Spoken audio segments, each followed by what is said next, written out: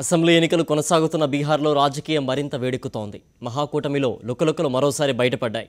JDU నేత Nitish Kumar, RJD అధినేత లాలూ ప్రసాద్ యాదవ్ మధ్య పొసగడం లేదని నితీష్ వ్యవహారశైలి సాక్షిగా బయటపడింది.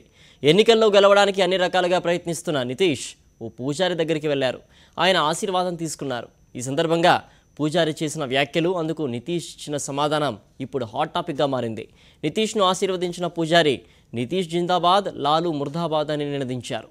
ఈ నినాదాలు విన్న నితీష్ సరేనంటూ రిప్లై ఇచ్చారు. ఈ దృశ్యాలు ఇప్పుడు సోషల్ వెబ్సైట్లో హల్చల్ చేస్తున్నాయి.